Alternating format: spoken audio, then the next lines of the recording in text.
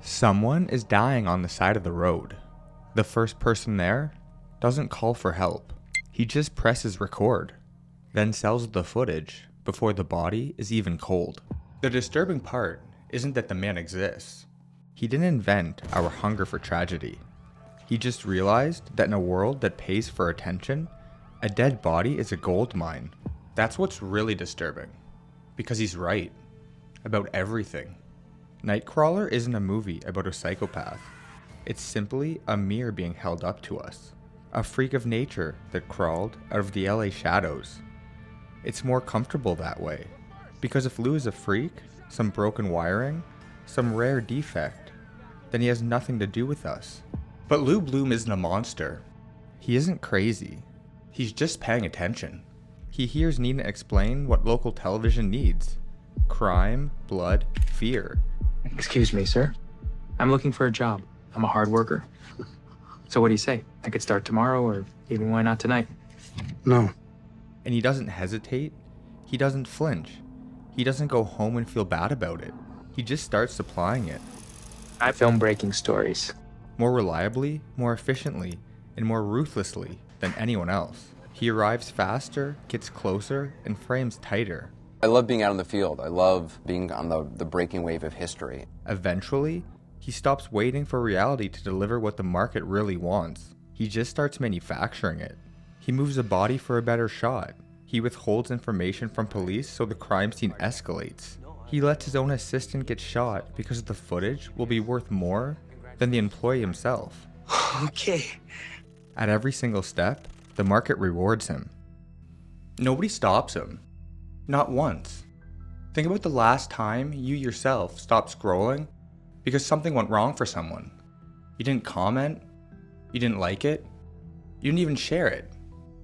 But you watched, and that's enough. That's all that Lou needs. Here's the thing the film wants you to understand. The most fundamental mistake people make is the media is some big singular object. Lou isn't breaking the system. He's following it. We thought that everything we did was to inform people. Nina tells him exactly what sells. The film even gives you that line directly.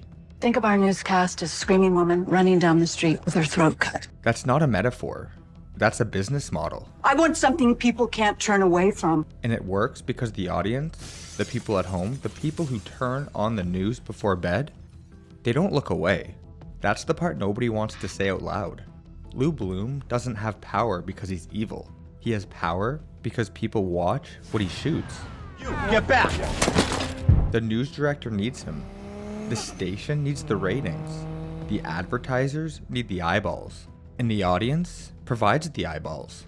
You can draw a straight line from Lou's camera to every single person sitting in front of a television in Los Angeles. And every person in that chain is behaving rationally. And every person in that chain is making it worse. There's no villain here. We never had a conference call at 7:30 in the morning with every other media corporation and country to determine what that day's story was going to be. Just a feedback loop with no off switch. This is where it gets uncomfortable. Morning news, if it bleeds, it leads. Because Nightcrawler came out in 2014. In the system it was describing, local news running on fear and graphic content, chasing ratings, rewarding the aggressive footage, that system felt contained, old-fashioned almost, tied to a specific era of television. Then the internet scaled it, removed the editors, removed the gatekeepers, removed the broadcast windows, removed every single layer of friction that used to exist between a camera and an audience of millions, and replaced all of it with a single metric. Did people watch? Not was it true. Not did it help anyone. Not should this exist. Only did they watch. System 1 is mostly in charge of what we do most of the time. And the answer to that question has always been the same. Suffering travels, fear travels, violence travels. If something is sensational, they have to show you the sensational thing that gets more attention than if they showed you complex things that got less attention. They have to. So the algorithm amplifies what moves.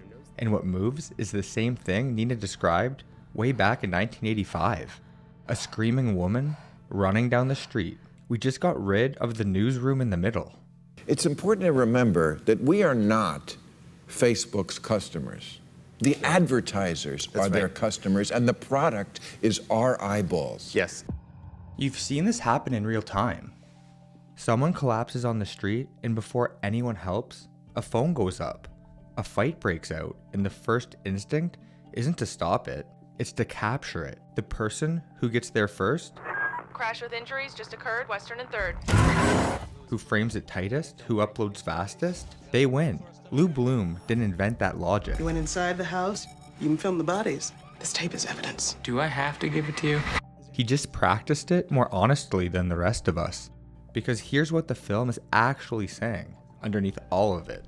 The reason that people slow down and stare at crashes is kind of the reason that I have a job. Recreated the market. Lou just serves it. Every true crime series that packages real murders into binge-worthy television. Wow. If there's people in that, they are donezo. I film people's misery. I'm there at the worst time in their lives. Clipped and captioned and posted with a reaction face. Every news segment that opens with the most terrifying possible version of the story because the terrifying version holds attention. It all runs on the same fuel. And that fuel is us. The most uncomfortable scene in the film isn't the bodies. It's the ending. Lou Bloom wins. I will never ask you to do anything that I wouldn't do myself. His company is expanding. He's hiring. His footage runs on the news every morning. He didn't get caught. He didn't get punished. He didn't have a moment of reckoning. He just kept on going. And that's not a flaw in the film.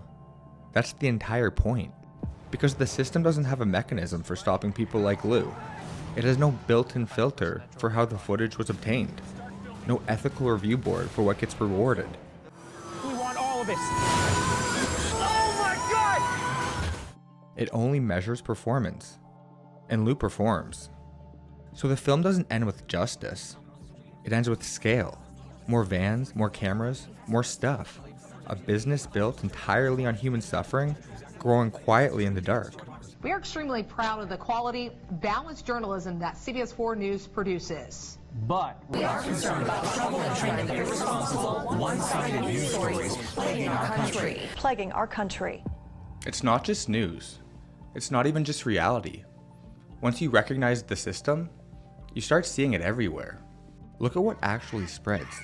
Someone's worst moment, captured, clipped, and posted. So some thoughts are like 2 + 2. The 17 times 24 is one of many examples in which we reason slowly and effortfully. That moment changes immediately, and once it spreads, You talk to any high schooler in Houston, they're talking about this concert. it has value. Became overwhelming real fast. And then the wave comes back. I fell on something. I fell on someone. This didn't start online. News figured it out decades ago. The more intense a story, the longer people stayed. And now that system is scaled, no editor, no gatekeeper, just a loop. And once something spreads, people start learning from it. It stops being about understanding the moment, it becomes about capturing it. Headlines built for impact, clips cut to hit faster. It's all designed to keep you watching. Attention comes first, meaning comes later, if it even comes at all. Real people, real death. Structured into episodes, packaged into arcs. Not because someone decided to exploit it, because people watch it, and what people watch gets made again. That's the loop. And the uncomfortable part is, we're part of it. We've all watched something we probably shouldn't have. Paused, replayed. Not because we're bad people, because it held our attention. And that's all it takes. Lou Bloom didn't corrupt anything. He didn't expose a weakness. He didn't find a loophole. He just took the logic of the attention economy seriously, all the way to its conclusion. And the reason the film stays with you, the reason it feels wrong in a way you can't really explain, is because you can't really point to what went wrong. Not really. Every decision made sense. Every transaction, it was voluntary. Every person in the whole chain got exactly what they wanted. That's the part the film leaves you with. Not a lesson. Not a solution. Just the question, sitting there quiet and unresolved. If the system rewards this, what does that tell you about the system? And more importantly, what does that tell you about us? I think Lou is inspiring all of us to reach a little higher.